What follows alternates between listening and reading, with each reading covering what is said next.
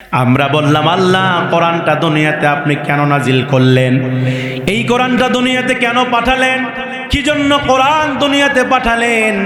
আল্লাহ পাক সুন্দর করে সূরা ইব্রাহিমের ভিতরে আল্লাহ পাক চমৎকার করে বলছেন, কিতাবুন আনজালনাহু ইলাইকা লিতুখরিজান নাসা মিনাল যুলুমাতি ইলান নূর। আল্লাহ বলছেন, দুনিয়াবাসী তোমরা শুনে নাও, এই কোরআনটা আমি আল্লাহ পাক দুনিয়াতে কেন নাজিল করলাম, কেন পাঠালাম, কি জন্য পাঠালাম বান্দারে শুনে নাও। এই কোরআন নাজিল হবার কারণ হলো, এই পৃথিবীতে যেই সকল মানুষগুলো জাহান্নামের পথে চলে গেছে, যেই সকল মানুষগুলো ভুল পথে চলে গেছে, যেই সকল মানুষগুলো অন্ধকারের ভিতরে পড়ে আছে, এই অন্ধকারের ভিতরে পড়ে থাকা মানুষগুলোকে আলোর পথ দেখাবার জন্য আমি আল্লাহ কোরআন নাজিল করেছি। প্রিয় চাঁপাইনবাবগঞ্জবাসী, কেমন আছেন আপনারা? আওয়াজ দিয়ে বলেন, কেমন আছেন আপনারা? আপনাদের কণ্ঠের আওয়াজই প্রমাণ করবে আগামীর বাংলাদেশ কোরআনের বাংলাদেশ। আপনাদের কণ্ঠের আওয়াজ প্রমাণ করবে আগামীর বাংলাদেশ কোরআনের বাংলাদেশ, আগামীর বাংলাদেশ টুপিওয়ালাদের বাংলাদেশ, আগামীর বাংলাদেশ আলিমদের বাংলাদেশ। কোন নাস্তিকদেরকে আমরা দেখতে চাই না, ইসলামকে পার্লামেন্ট পর্যন্ত নিয়ে যেতে চাই। রাজি আছেন মুসলমান? হাত তুলে আল্লাহকে দেখায় দেন। এবার আমরা আল্লাহকে প্রশ্ন করলাম, আল্লাহ বুঝলাম আপনি কোরআনটা নাজিল করেছেন জান্নাতি বানাবার জন্য। আপনার কাছে প্রশ্ন করতে চাই, আল্লাহ আপনি এই কোরআনটা কোন দলের জন্য নাজিল করেছেন? এই পৃথিবীতে বহু দল আছে, এই পৃথিবীতে জামাত ইসলামী আছে, এই পৃথিবীতে বিএনপি আছে, এই পৃথিবীতে আওয়ামী লীগ আছে, এই পৃথিবীতে চরমনায় আছে, এই পৃথিবীতে জাতীয় পার্টি আছে, অনেক দল আছে। আপনি কোন দলের জন্য কোরআন নাজিল করলেন? আল্লাহ পাক সুন্দর করে বলছেন, আল্লাহ পাক সুন্দর করে বলছেন, হুদাল লিন্নাসি ওয়া বাইয়িনাতিম মিনাল হুদা ওয়াল ফুরকান। আল্লাহ বলছেন, দুনিয়ার মানুষরে আমি আল্লাহ পাক যেই কিতাব দুনিয়াতে নাজিল করেছি, আমি আল্লাহ পাক এই পৃথিবীতে আওয়ামী লীগ বুঝি না, আমি আল্লাহ পাক বিএনপি বুঝি না, আমি আল্লাহ পাক জাতীয় পার্টি বুঝি না, জামাত ইসলামী বুঝি না। এক কথায় এই পৃথিবীতে যারা মানব রূপে জন্ম নিয়েছে, প্রত্যেক মানব জাতির জন্য এই কোরআনটা নাজিল করেছি। এখন আমরা বললাম, আল্লাহ বুঝলাম আপনি মানব জাতির জন্য কোরআন নাজিল করেছেন। এবার আপনার কাছে আমরা প্রশ্ন করতে চাই, আল্লাহ এই কোরআনটা আপনি নাজিল করেছেন কোন মাসে? এই পৃথিবীতে 12টি মাস আছে না নাই? জোরে কোন আছে না নাই? জানুয়ারি, ফেব্রুয়ারি, এইভাবে 12টি মাস আছে। আল্লাহ আপনি কোরআনটা নাজিল করেছেন কোন মাসে?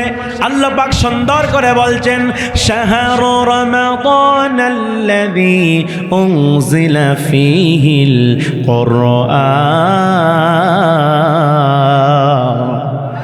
আল্লাহ বলছেন, দুনিয়ার মানুষরা এই কোরআনটা আমি আল্লাহ পাক এই দুনিয়ার জমিনে নাজিল করেছি রমজান মাসে, যার কারণে রমজান মাসের দাম আমাদের কাছে কম না বেশি? জোরে বলেন, কম না বেশি? আল্লাহ পাক এই কোরআনটা নাজিল করেছেন রমজান মাসে। আমরা আল্লাহ পাককে আবার প্রশ্ন করলাম, আল্লাহ আমরা বুঝলাম কোরআন নাজিল করলেন রমজান মাসে, এই কোরআনটাকে আপনি দিনের বেলা নাজিল করেছেন নাকি রাতের বেলা নাজিল করেছেন?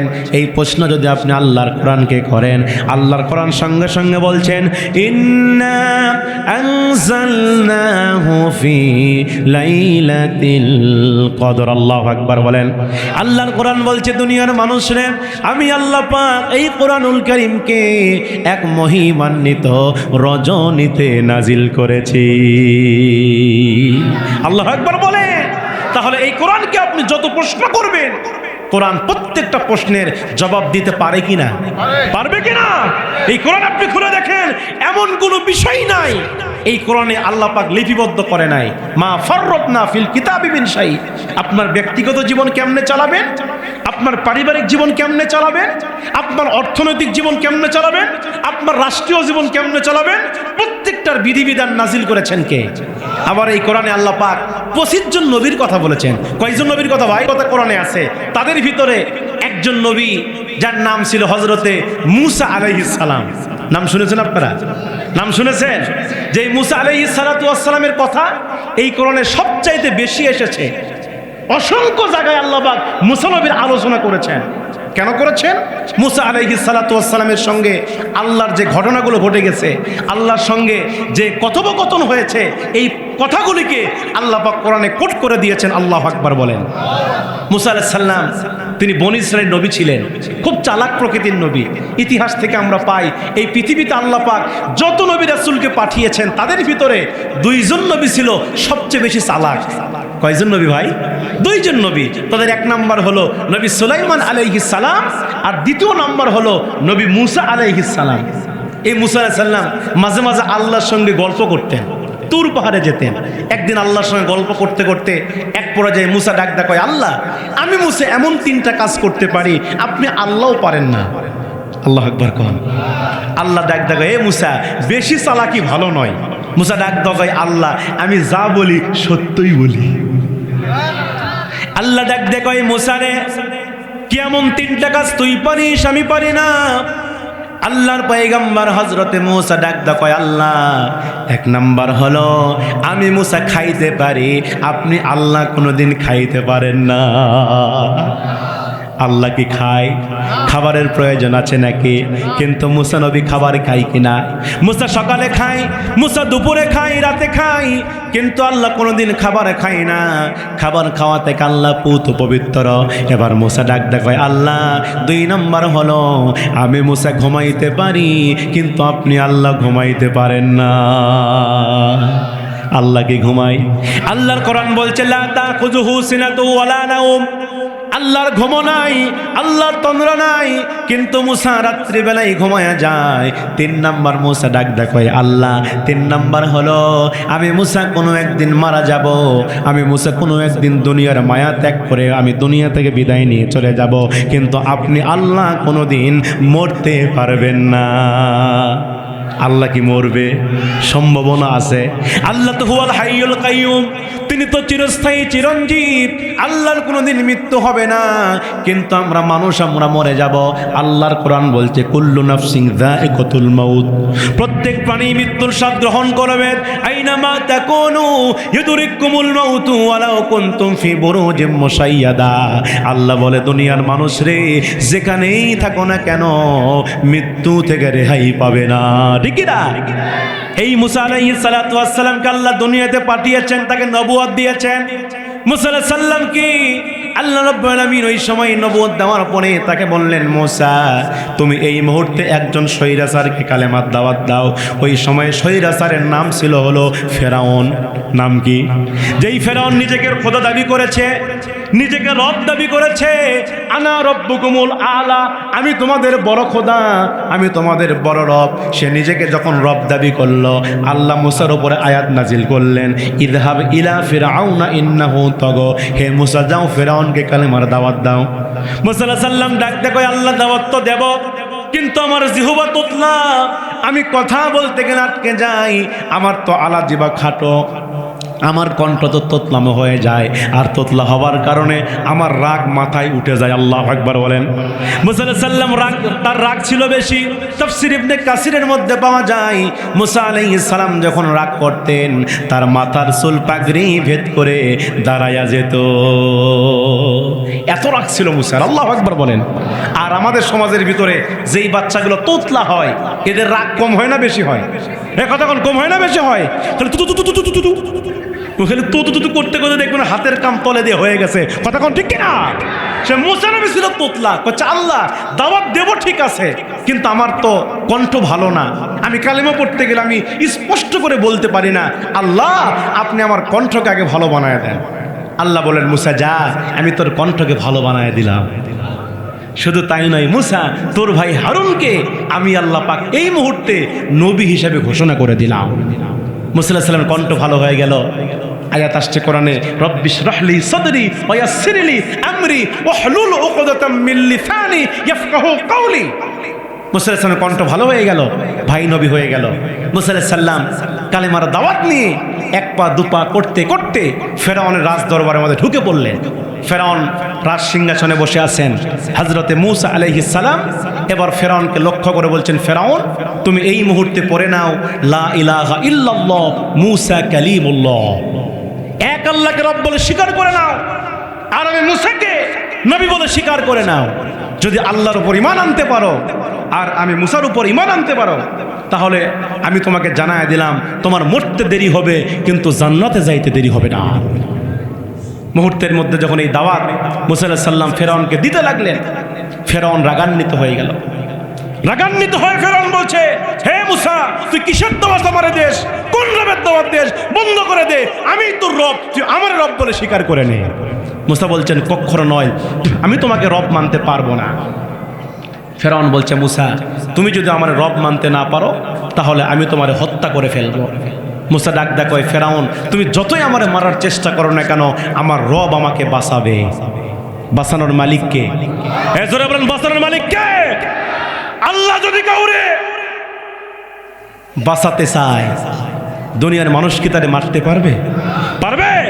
আর আল্লাহ যদি কাউরে মারতে চায়, দুনিয়ার কোন মানুষ তারা বাঁচাইতে পারে না, ঠিক কিনা বলেন? সেই মূসা ডাক করছে, আল্লাহ আমাকে বাঁচাবে। সুবহানাল্লাহ পড়েন। সাইয়্যিদিনা হযরতে মূসা আলাইহিস সালাম তিনি ডাক বলছেন, আল্লাহ আমাকে বাঁচাবে, আল্লাহ আমাকে হেফাজত করবে, আল্লাহ আমারে বাঁচাইয়া দিবে।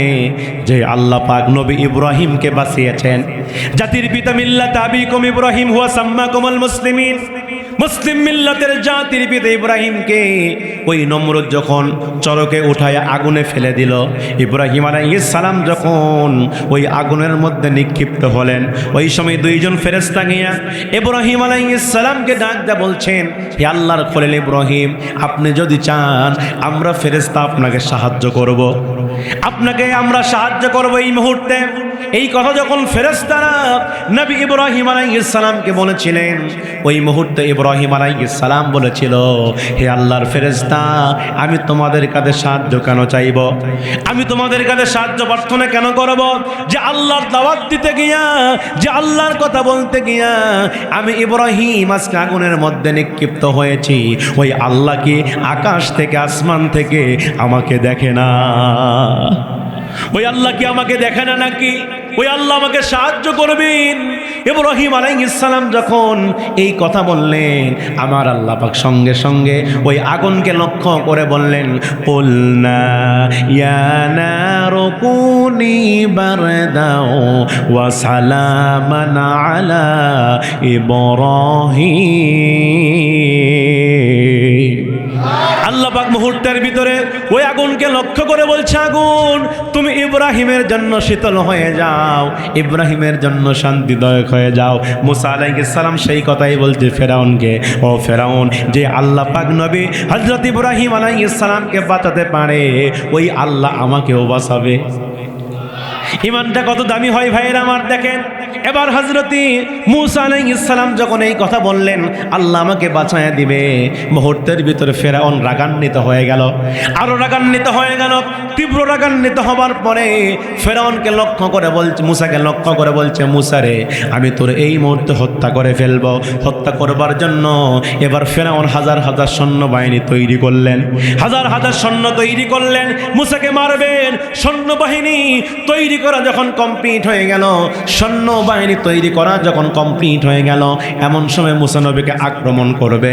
মূসা আলাইহিস সালাম তার উম্মতদেরকে নিয়ে এক দৌড় মারলেন। আল্লাহু আকবার। মূসা আলাইহিস সালাম উম্মতদেরকে নিয়ে দৌড় মারলেন পালাবার জন্য, বাঁচার জন্য তিনি দৌড় মারলেন। কিন্তু মূসা আলাইহিস সালাম দৌড়াইতে দৌড়াইতে এমন একটা জায়গায় গিয়ে থেমে গেলেন, যেই জায়গাতে ছিল মহাসমুদ্র, লোহিত সাগর। সামনে কি ছিল? লোহিত সাগর, মহাসমুদ্র। মূসা আলাইহিস সালাম উম্মতদেরকে নিয়ে সেখানে থেমে গেলেন। ফেরাউন বাহিনী তিন দিক দিয়ে আক্রমণ করলো, ডান দিক দিয়ে আক্রমণ করেছে, বাম দিক দিয়ে আক্রমণ করেছে, পিছন দিক দিয়ে আক্রমণ করেছে, আর সামনে লোহিত সাগর। এবার বলেন তো বিপদ কয় দিক থেকে? চারদিকেই বিপদ।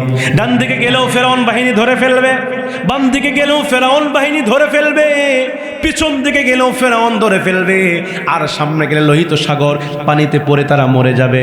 এখন কোন দিকে পলায়ন করবে? এই পরিস্থিতির মধ্যে যখন পড়ে গেল, তাফসীর ইবনে কাসিরের মুসান্নাফ বলছে, তিনি এইভাবেই বর্ণনা করছেন, যখন তারা বিপদের মধ্যে পড়ে গেল, এমন সময় মুসা আলাইহিস সালাতু ওয়াস সালামের উম্মতেরা ডাক দেয়া বলছেন, হে আমাদের পয়গম্বর মুসা, আজকে বুঝি আমরা ধরা পড়েই গেলাম, ধরা পড়েই গেলাম। আজকে আমরা কোথায় পলায়ন করব? আজকে আমরা কোন দিকে যাব?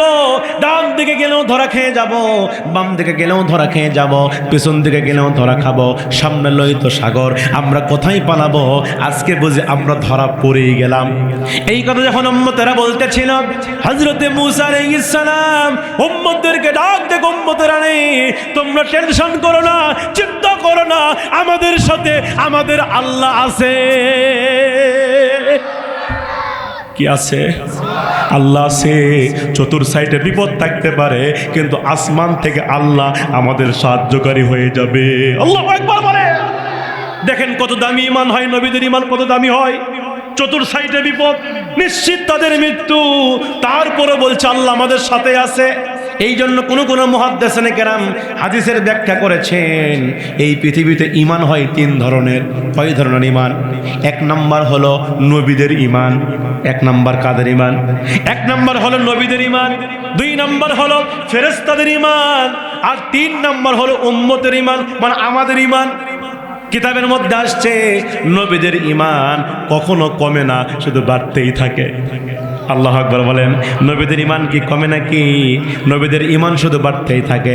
যেমন নবী ইউনূস আলাইহিস সালাম, তিনি যখন নৌকা থেকে সমুদ্রে পড়ে গিয়েছিলেন, তার অধিবাসীরা যখন তাকে নৌকা থেকে সমুদ্রে ফেলে দিল, সাগরে ফেলে দিল, ওই সময় ইউনূস আলাইহিস সালাম কিন্তু একটা মাছের পেটে গেলেন, একটা মাছ তাকে গিলে ফেললো, ওই মাছটাকে আরেকটা মাছ গিলে ফেললো। ইউনূস নবী দুইটা মাছের পেটে। কয়টা মাছের পেটে? ইউনূস আলাইহিস সালাম দুইটা মাছের পেটে গেলেন। ওই সময় ইউনূস আলাইহিস সালাম আল্লাহকে ভুলে নাই, তিনি আল্লাহর কাছে ইস্তিগফার করলেন, আল্লাহর কাছে দোয়া করলেন। সেই দোয়াটাও কিন্তু কোরআনে আসছে, লা ইলাহা ইল্লা আনতা সুবহানাকা ইন্নী কুনতু মিনাজ জালিমিন। সেই দোয়াটা তিনি ওই মাছের পেটে, তিনি আল্লাহর কাছে যখন এই দোয়া বারবার করতেছিলেন, আমার আল্লাহর কুদরতে ওই মাছের পেটে এক নয়, দুই নয়, তিন নয়, কেউ বলছে 40 দিন, আবার কেউ বলছে 41 দিন পর্যন্ত ইউনূস নবীকে আল্লাহ পাক মাছের পেটে হেফাজত করেছে। এই জন্য নবীদের ঈমান কখনো কমে না। নবীদের ঈমান কি হয়? শুধু বাড়তেই থাকে, বাড়তেই থাকে। আর দুই নম্বর হচ্ছে ফেরেশতাদের ঈমান। এদের ঈমান কখনো বাড়েও না, কখনো কমেও না, যা আছে তাই থাকে। ফেরেশতাদের যা দায়িত্ব তারা সেটাই পালন করছে, তাদের ঈমানের কম বেশি হয় না। কিন্তু তৃতীয় নম্বর উম্মতের ঈমান, অর্থাৎ আমাদের ঈমান কখনো বাড়ে, আবার কখনো এই দু ওয়াজ মাহফিলের প্যান্ডেলে আসছেন, ঈমান বেড়ে যাচ্ছে না, কথা কন না কেন? সেই ঈমান বাড়িচ্ছে একবার, নারায়ে তাকবীর, আল্লাহু আকবার, মনে হচ্ছে এখনই যুদ্ধের ময়দানে যাবে। কালকে যদি কয় হয় ভাই চলেন তো ইসলাম প্রতিষ্ঠা করা লাগবে, হচ্ছে হুজুর আমার 3টা সোল আছে। কয়টা সোল আছে? এরকম বলে কিনা? সেরকম বলে কিনা? আবার কিছু লোককে যদি বলি ভাই চলে আল্লাহর পথে যেতে হবে, হচ্ছে হুজুর আমার সময় নাই, আমার ঠ্যাঙ্গের উপরে 6 জন লোক চলে। ঠ্যাঙ্গের উপর কয়জন চলে? মানে রিক্সা চালায়, কোথায় আমি রিক্সা চালাই 6 জন লোক আমি খিলাই। আমি কই তোমার এই ঠ্যাং দিছে কে? কে দিছে? তুমি খাওয়াও? কে খাওয়ায়? আজকে আমরা মনে করি চাকরি আমাদের খাওয়ায়, ব্যবসা আমাদের খাওয়ায়। না, চাকরি খাওয়ায় না, ব্যবসা খাওয়ায় না, খাওয়াই কে? আপনি কড্ডি খান, কত লোক চালের ভাত খান? দিনে এক কেজি চালের ভাত খান। অথচ সমুদ্রের যে মহাসমুদ্রের ভিতরে বড় বড় তিমি মাছ, এরা প্রত্যেক দিন মন টন টন খাবার খায়। আচ্ছা বলেন তো ওই তিমি মাছ কি ব্যবসা করে? ব্যবসা আছে? দেখেন সমুদ্রের মধ্যে কত কীট পতঙ্গ, কত রকমের, কত পরিমাণ খাবার খায়। ওদের কি ব্যবসা আছে, চাকরি আছে? ওদেরকে খাওয়াই কে? সুতরাং ব্যবসা খাওয়াতে পারে না, চাকরি খাওয়াতে পারে না, ক্ষেত খামার খাওয়াতে পারে না, আমার আল্লাহ আমাকে খাওয়ায়। এগুলো তো ওসিলা মাত্র। কথা বলেন না কেন? রিজিকের মালিক কে? এই বিশ্বাস না থাকলে আমি মুমিন নয়। আমার আল্লাহ আমাকে খাওয়ায়, আমার আল্লাহ আমাকে পড়ায়, আমার আল্লাহ আমাকে কথা বলার শক্তি দিচ্ছেন। কথা কোন ঠিক কিনা? আমাদের কোনোই যোগ্যতা নাই, আমরা কিছুই ছিলাম না, আমরা কিছু ছিলাম।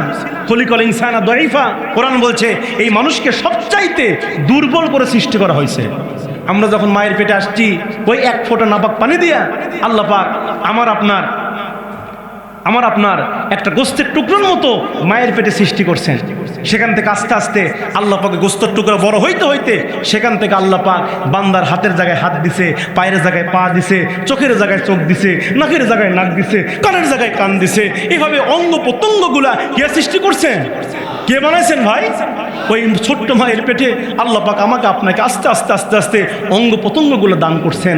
আবার যখন আমাদের বয়স 4 মাস হয়েছে, 5 মাস হয়েছে, আমাদের খাবারের প্রয়োজন হয়েছে, আমার আল্লাহ কত বড় কুদরতওয়ালা, আমার আল্লাহ পাক আপনার মায়ের নারীর সঙ্গে আপনার নারীটা এমনভাবে সেটিং করে দিছে, মা যেইটা খায় ওই খাবারটা আল্লাহ পাক ওই বান্দার ওই ছোট্ট বাচ্চার পেটের মধ্যে পৌঁছাইয়া দেয়। তাহলে মায়ের পেটে কি খাওয়াইছে? আল্লাহ খাওয়াইছে।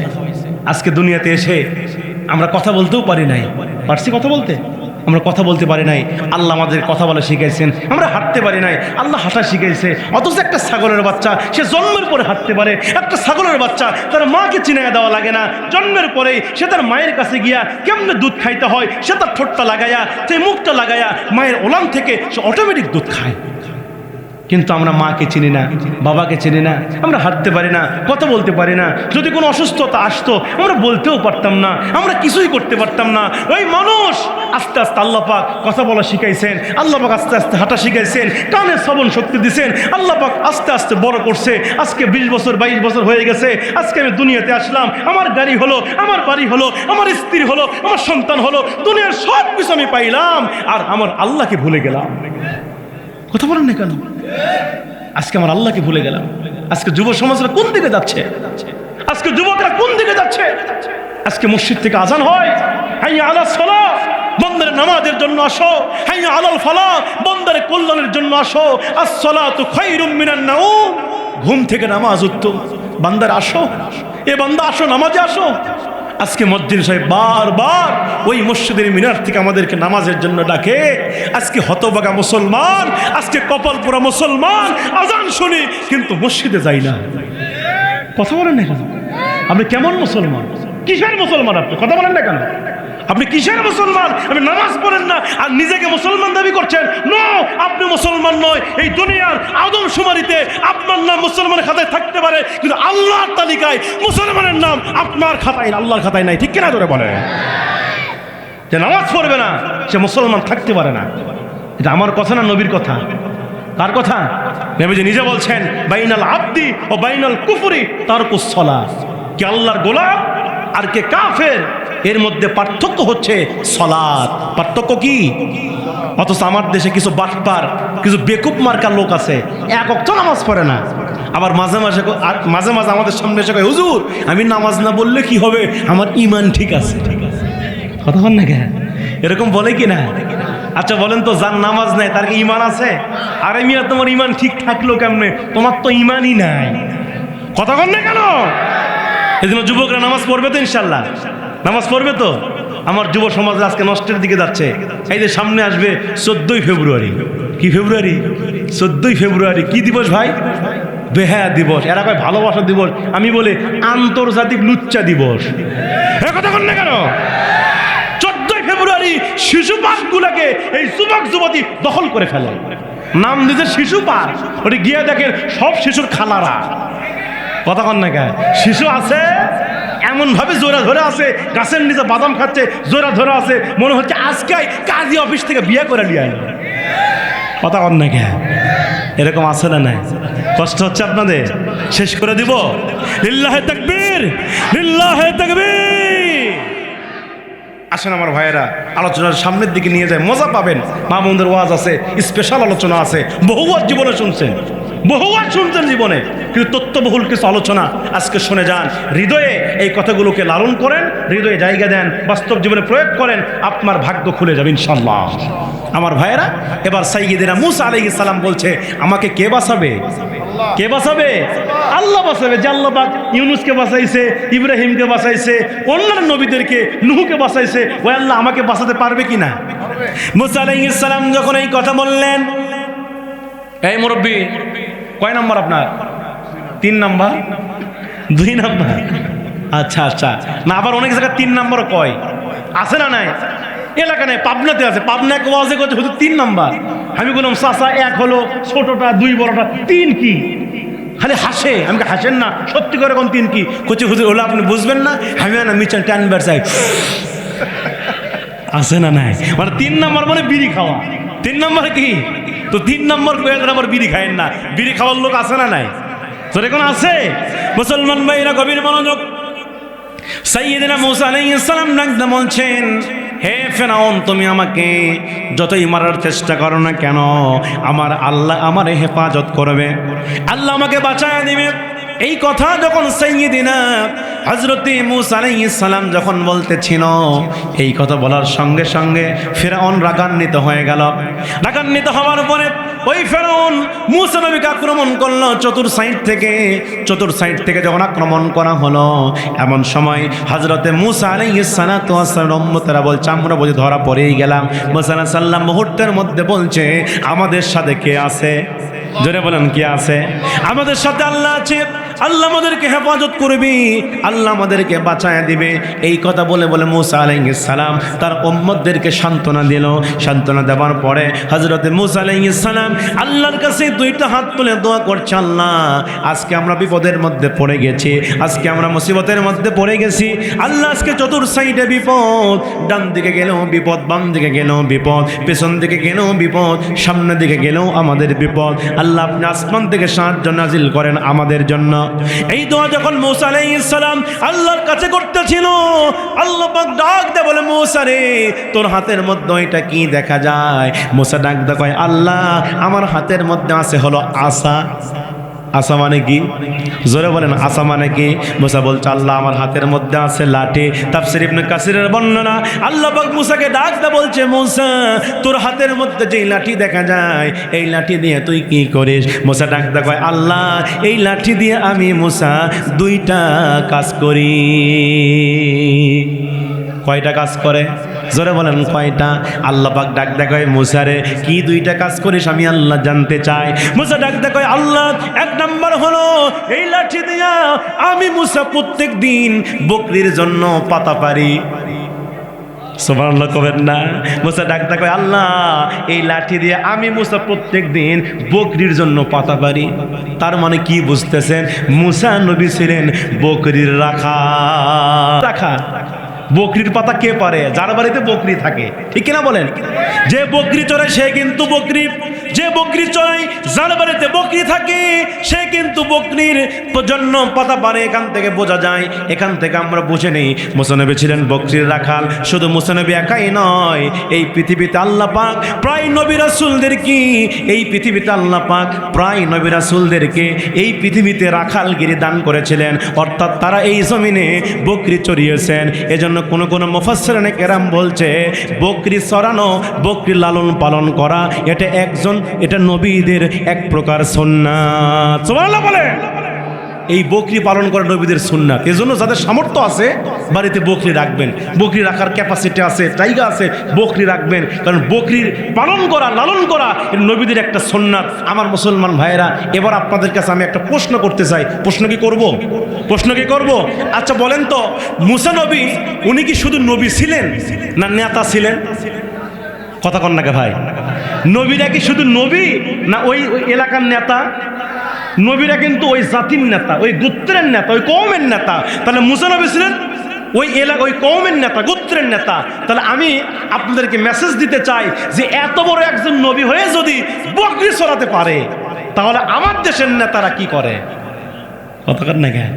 এজন্য আমি প্রায় মাহফিলগুলোতেই বলি, যদি কেউ নেতাগিরি করবার চায় ওদেরকে আগে 10-12টা বকরি কিনে দেন। ও যদি বকরি চড়াবার পারে নেতাগিরি করবার পারবে। কথা বল না কেন? কিন্তু আমার দেশের নেতারা কি বকরি চড়ায়? 16 বছর 17 বছর ধরে কত নেতা দেখছি, ওরা বকরি চড়ান তো দূরের কথা, ওদের খাটের তলে তেলের বস্তা আর চালের বস্তা পাওয়া যায়। কথা বলেন না কেন? কত নেতা আমার দেশে দেখছি এক ওয়াক্ত নামাজ পড়ে না, কিন্তু নির্বাচন আসলে নেতা সাহেব নামাজ ছাড়ে না। আছে না নাই? নির্বাচন সামনে, নেতা সাহেব গায়ে পাঞ্জাবি দিছে। গায়ে কি দিছে? গায়ে পাঞ্জাবি, মাথায় টুপি। আবার মাঝে মাঝে তসবিও টিপে দেখা মনে হচ্ছে জিবরাইলের খালাতো ভাই। কথা কন না কে? একটা নেতাও আমার দেশে অধিকাংশ নেতারা নামাজ পড়তো না, নির্বাচন আসলে নামাজ পড়তো। আমার নেতাদের মুখে দাড়ি নাই, শুধু মোষ। শুধু কি? আবার এই সেই মোষ হাইব্রিড জাতের মোষ। কথা কন না কে? একেবারে বিদেশি হাইব্রিড জাতের মোষ। মোষের ঠেলায় বোঝাই যায় না আর ঠোঁট কোনটা। কথা কন না কে? আবার এই নেতারা দুর্নীতি করে খাইতে খাইতে গরিবের চাল ডাল গম খাইতে খাইতে পেট বানাইছে 6 মাসের পোয়াতি। কথা কন না কেন? দুই নেতা যদি কোলাগুলি করবার চায়, পেটে পেটে পেট মিলে গেলে জীবনে বুক ঠেকাবার পারবে না। কথা কন না কেন? এই নেতাদের ব্যাপারে আমরা হক কথা বলবোই। এরা জাতিকে বোকা বেনে ধোকা দিয়েছে। জাতির সামনে এসেই মাইকটা হাতের মধ্যে পাইলেই বলতো, ভাইয়ের আমার, বোনের আমার, যদি আপনারা আমাকে নির্বাচিত করেন, আমাকে জয়যুক্ত করেন, তাহলে আপনাদের এইটা করে দেব, আপনাদের ওইটা করে দেব, প্রয়োজন সব করে দেব রড দিয়া। কি দিয়ে ভাই? কিন্তু নির্বাচিত হওয়ার পরে উনি আর জনগণকে রড দেয় না, খালি একাওয়ালা বাঁশ ঢুকায়। কথা কন না কেন? এরকম নেতা ছিল কিনা? আমরা কি এরকম নেতাকে আর দেখতে চাই? যেরকম দেখতে চাই আমরা এইরকম নেতা দেখতে চাই না। আমরা চাই যেই নেতা বলবে নামাজ বাধ্যতামূলক করা হোক, যাকাত ভিত্তিক অর্থনীতি চালু করা হোক, যেই নেতা বলবে আল্লাহর জমিনে আল্লাহর দ্বীন প্রতিষ্ঠা হোক, কোরআন বিজয় হোক, এমন নেতা আপনারা কি চান? করে কারা চান? তো হাত তোলার লাগে দেখা দেয়।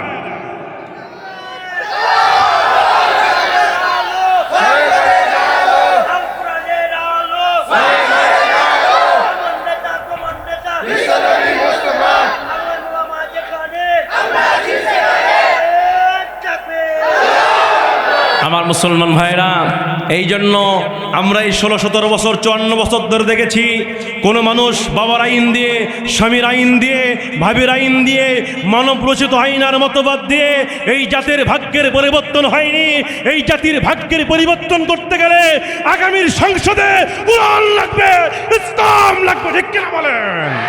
আমার মুসলমান ভাইয়েরা, এই কোরআনের বিধান যদি বাস্তবায়ন হয়ে যায়, আমি রাজনৈতিক কোনো বক্তা নই, রাজনৈতিক বক্তব্য আমি দেব না, কিন্তু আমরা যেই বক্তব্য দিতে চাই, আমরা মুসলমান। আপনি বিএনপি করতে পারেন, আপনি জামাত করতে পারেন, আপনি আওয়ামী লীগ করতে পারেন, আপনি জাতীয় পার্টি করতে পারেন, এইটা আপনার ব্যক্তিগত ব্যাপার, কিন্তু আপনার প্রথম পরিচয়, মূল পরিচয়, আপনি হলেন একজন মুসলমান।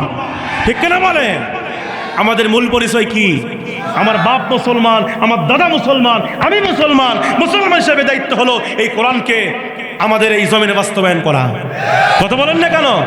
এই কোরআনের বিধান যদি বাস্তবায়িত হয়ে যায়, এই দেশের মানুষ শান্তিতে থাকবে।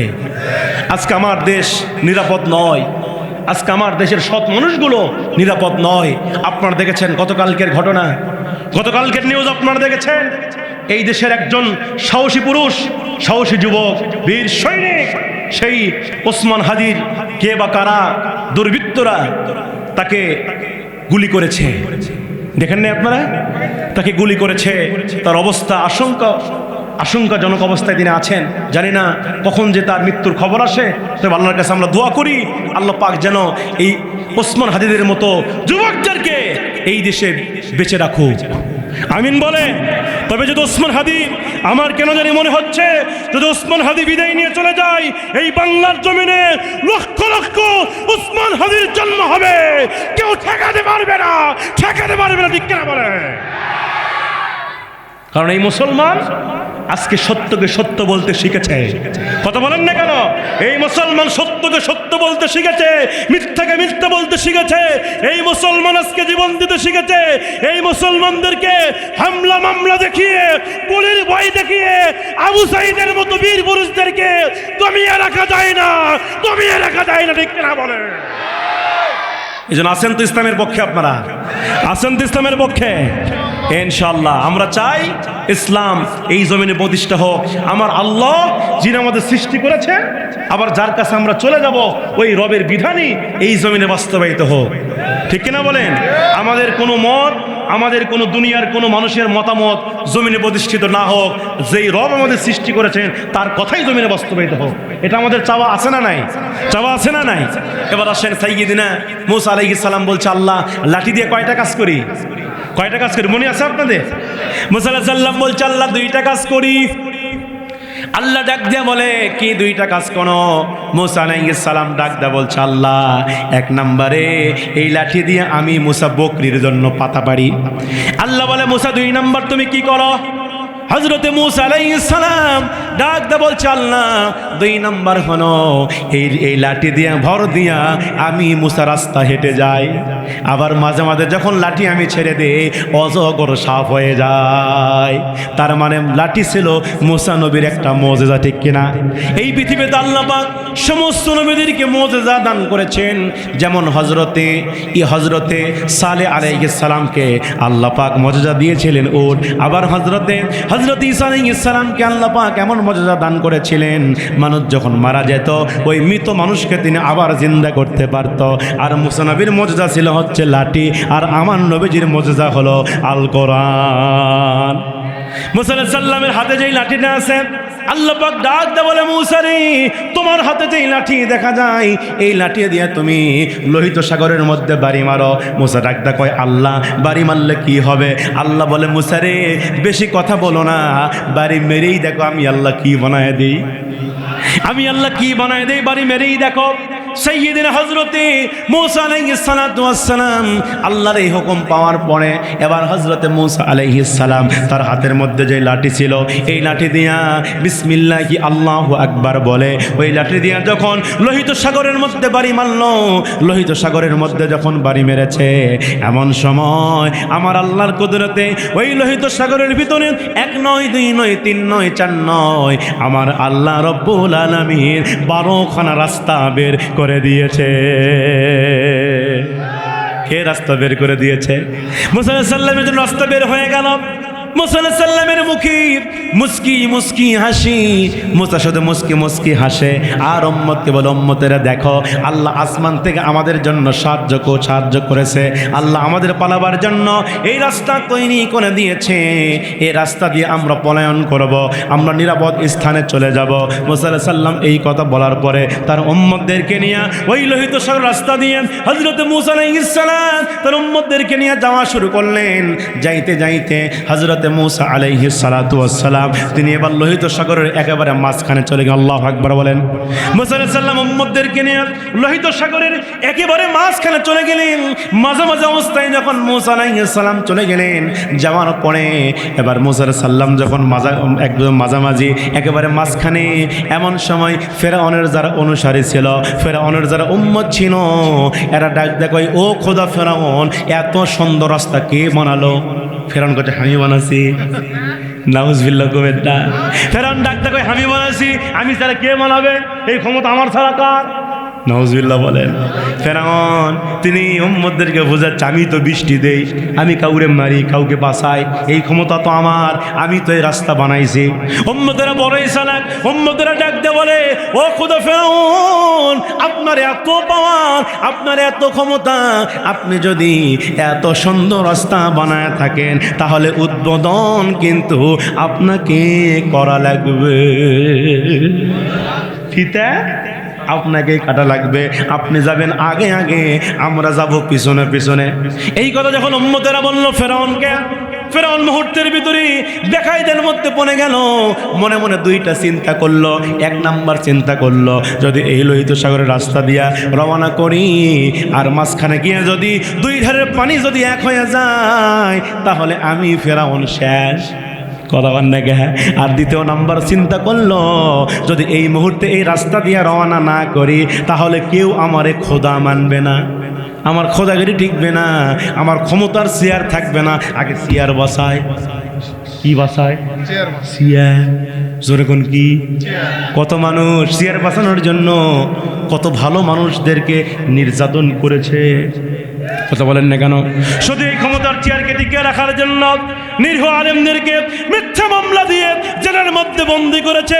এমনকি কিংবদন্তি একজন আল্লাহর কিংবদন্তি একজন আলেম যিনি কোরআনের পাখি শহীদ আল্লামা দেলোয়ার হোসেন সাঈদী, যিনি শুধু বাংলাদেশ নয় সারা পৃথিবীতে এই কোরআনের তাফসীর করেছেন, যার হাতে অসংখ্য মুসলিমরা কালেমা পড়ে মুসলমান হয়েছে। যে আল্লামা সাঈদীর এই কপালের ভিতরে ওই কাবার ইমাম চুম্বন করত। সেই আল্লামা সাঈদীকেও এই ক্ষমতার চেয়ারকে টিকিয়ে রাখার জন্য মিথ্যা মামলা দিয়ে জেলের মধ্যে বন্দী করে ইনজেকশন পুশ করে দুনিয়া থেকে বিদায় করা হয়েছে। ঠিক কিনা বলেন? আবার মাঝে মাঝে তারাই বলতো 41 সাল পর্যন্ত থাকবো। কত সাল? এখন কত সাল ভাই? 25? 41 হয়নি এখনো? কেবল 25। আল্লাহ আকবার বলেন। কার ক্ষমতা? মাঝে মাঝে বলতে 41 সাল বন্ধ থাকবো। আল্লাহ বসে বেশি বাহাদুরি করিস না, ক্ষমতার অহংকার করিস না। 41 কেন, 2024 সালেই তোর ব্যাটারি ফিউজ হয়ে যাবে। কার ক্ষমতা? আল্লাহ ধরে না, কিন্তু ধরলে ছাড়ে না। ও মাকারু ও মাকার আল্লাহ, আল্লাহু খায়রুল মাকিরিন। কার সিদ্ধান্ত? কার সিদ্ধান্ত? এই জন্য জুলুম করা যাবে? অত্যাচার করা যাবে? কারোর উপর অত্যাচার করা যাবে না, জুলুম করা যাবে না। মানুষকে ভালোবাসেন, মানুষকে হৃদয় দিয়ে ভালোবাসেন, ক্ষমতার অহংকার করবেন না, টিকে থাকতে পারবেন না। কথা বলেন ঠিক কিনা? এবার সাইয়্যিদিনা হযরতে মূসা আলাইহিস সালাম, তাফসীর ইবনে কাসিরের বর্ণনা, কোরআন থেকে বলছি ভাইরা আমার, আপনারা কেউ ভুল বুঝবেন না, কোরআন থেকে ডাইরেক্ট বলছি আমার মুসলমান ভাইয়েরা। এবার হযরতে মূসা আলাইহিস সালাম তিনি এবার কিনারায় উঠে গেলেন। মূসা আলাইহিস সালাম তিনি কিনারায় উঠে গেলেন, উম্মতদেরকে নিয়ে নিরাপদ স্থানে উঠে গেলেন। এমন সময় ফেরাউন বাহিনী তিনি লোহিত সাগরের একেবারে মাঝখানে চলে গেছে। আল্লাহু আকবার কোন? ফেরাউন বাহিনী লোহিত সাগরের একেবারে মাঝখানে চলে গেছে। মূসা আলাইহিস সালাম কিনারায় উঠে গেছে, ফেরাউন বাহিনী লোহিত সাগরের মাঝখানে। আল্লাহ পাক হযরতে জিবরাইলকে ডাক দেখো, জিবরাইল রে এবার তুমি তোমার খেলা শুরু করে দাও। জিবরাইল ডাক দেখো, আল্লাহ জীবনে বহু খেল খেলছি, আগে হয়েছে কোয়ার্টার ফাইনাল, আগে হয়েছে সেমিফাইনাল, আজকে হবে ফাইনাল ম্যাচ। আল্লাহু আকবার কোন? আজকে খেলা হবে, অ্যাকশন খেলা হবে। হযরত জিবরাইলকে আল্লাহ কোনো সমস্যা নাই, আজকে যেই খেলা হবে ফেরাউনের সঙ্গে ফাইনাল খেলা। এবার হযরত জিবরাইল আলাইহিস সালাম এবার ফেরাউনকে দুই ধারে পানি দিয়ে খেলে সাঁটা মারে। জোরে কোন? কি মারে? জোরে কোন? ফেরাউনকে যখন সাঁটা মারে, ফেরাউনের নাকের মধ্যে পানি, মুখের মধ্যে পানি, পানি খায় আর কয়, আল্লাহ আমি আপনার উপরে ঈমান আনলাম। আল্লাহ কয় এখন খেলার না, হে কথা কন না কেন? আল্লাহ কয় জিবরাইল সাঁটা একটু জোরে মার। আল্লাহু আকবার কর। জিবরাইল যখন সাঁটা জোরে মারে, ফেরাউন কয় আল্লাহ আমি আপনার উপর ঈমান আনলাম, মুসা নবীর উপর ঈমান আনলাম, হারুন নবীর উপর ঈমান আনলাম। আল্লাহ বলে সময় নাই, তোরে বহু সময় দিয়েছিলাম রে ফেরাউন, তারপরেও তুই তওবা করিসনি। কথা কন না কেন? আল্লাহ ফেরাউনকে কি সময় দিয়েছিলেন? বহু সময় দিয়েছিলেন। ফেরাউনকে আল্লাহ অবকাশ দিয়েছিলেন। ফেরাউন যা চাইছে আল্লাহ তাই দিছে। ফেরাউন যখন বলছে আল্লাহ আসমান থেকে বৃষ্টি দেন, আল্লাহ আসমান থেকে জমিনে বৃষ্টি দিছে।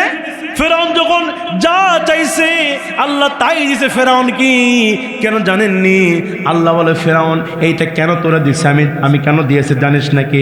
আমি আল্লাহ আশায় ছিলাম, আমি আল্লাহ অনেক অপেক্ষায় ছিলাম যে ফেরাউন নিজের ভুল বুঝতে পারবে, একদিন তাওবা করবে, আমি আল্লাহর দিকে ফিরে আসবে, আমি আল্লাহ ফেরাউনকে মাফ করে দেব।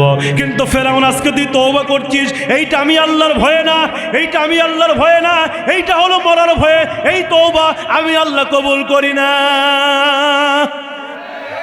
এই তওবা কবুল হবে নাকি? দেখবেন আমার বাংলাদেশে এই যে আমরা হুজুররা রাতের পর রাত মানুষদেরকে নামাজের কথা বলি, দাওয়াত ও তাবলীগের ভাইয়েরা নামাজের কথা বলে, এরপর বিভিন্ন মসজিদে ইমাম সাহেবরা নামাজের কথা বলে, তারপরে দেখবেন কিছু লোক আছে নামাজ পড়ে না। আছে না নাই? বলে আমি নামাজ না বলে আপনার কি হুজুর? এই লোক মসজিদের বারান্দাও আসে না, কিন্তু হঠাৎ করে দুই সাইডে কিন কিন করতেছে, ব্যথা উঠে গেছে, ডাক্তারের কাছে গেছে, ডাক্তার বলে টেস্ট করাও, টেস্ট করে দেখে 2 কিডনি ড্যামেজ। কিডনি কি ড্যামেজ? ডাক্তার ডাক দেয় কয় 2টা কিডনি একেবারে শেষ, এই লোকটা বাঁচবে মাত্র 6 মাস, যা খাবার চাও খাওয়াও। ডাক্তার যখন এই কথা বলতে 6 মাস বাঁচবে, ওই লোকটা সারা জীবন মসজিদে যায় নাই, এক ওয়াক্ত নামাজ পড়ে নাই, ওই এবার বাড়িতে আসা মসজিদের বারান্দা ছাড়ে না। আল্লাহ কয় এই তওবা আমার দরবারে কবুল হবে না। এটা আমি আল্লাহর ভয়ে না, এটা মরার ভয়ে। কার ভয়ে? এ কার ভয়ে? সুতরাং তওবা করতে হবে এখনই, এখনই, এখনই যারা আছেন এখনই তওবা করেন। যেমন মিথ্যা বলছেন হুজুর আমি আর মিথ্যা বলবো না। আল্লাহ, জীবনে সুদ খাইছি আর সুদ খাবো না, জেনা করছি আর জেনা করবো না, নামাজ কাজা করছি আর নামাজ কাজা করবো না। হুজুর যা অন্যায় করছি আজকে থেকেই আমি এরাদা করছি, নিয়ত করছি, হুজুর আমি আর অন্যায় করবো না। ও ভাই, একটা মানুষ যদি এরকম নিয়ত করেন, আল্লাহর কসম করে বলি এই মাহফিলকে আল্লাহ কবুল করে নেবেন। কথা বলেন না কেন? এরকম নিয়ত করেন আজকে ফজর থেকেই ইনশাআল্লাহ 5 ওয়াক্ত নামাজ পড়বো। আজকে ফজর থেকে আর কোনোদিন আমি নামাজ কাজা করব না। যেখানেই থাকি আজান যখন হয়ে যাবে আমি মসজিদে গিয়ে জামাতে নামাজ পড়বো। ভাই, আপনি জামাতে নামাজ পড়লে আপনার জন্য 5টা পুরস্কার আছে, তার মধ্যে দুনিয়াতে আল্লাহ একটা পুরস্কার দিবে। রসুল বলছে যে ব্যক্তি 5 ওয়াক্ত নামাজ জামাতের সাথে সহি নিয়তে আদায় করে, আল্লাহ নবী বলছেন ওই ব্যক্তির কোনোদিন রিজিকের টেনশন করতে হবে না। সুবহানাল্লাহ পড়বেন না? রিজিকের পেরেশান হওয়া লাগবে না। আজকে আমরা দুনিয়াতে যত নামাজ কাজা করি, যত অন্যায় করি, অপরাধ করি, কিসের জন্য ভাই? অর্থের জন্য, তাই না? রিজিকের জন্য, খাওয়ার জন্য, টাকার জন্য, সম্পদের জন্য সব কিছু করি। অথচ রসুল বলছে যে ঠিক মতো নামাজ আদায় করবে, নিয়ত করে সে জামাতের সাথে নামাজ পড়ে 5 ওয়াক্ত, কোনোদিন আর রিজিকের পেরেশানে হওয়া লাগবে না। আল্লাহ পাক তাকে উত্তম রিজিকের ফয়সালা করে দিবেন। আমরা আসল জায়গার পিছনে আমরা ঘুরি না, আমরা আছি নকল জিনিস না, ঠিক কিনা বলেন? আমরা নকলের পিছনে ব্যস্ত আছি। এই দুনিয়াটা হচ্ছে নকল, এই দুনিয়াটা আসল নয়। আসল কি? আখেরাত। যে আখেরাতে আমাদেরকে যেতে হবে, আমাদের যে আখেরাতে শুরু আছে শেষ নাই, ওই আখেরাতে যাওয়ার দরকার আছে না নাই?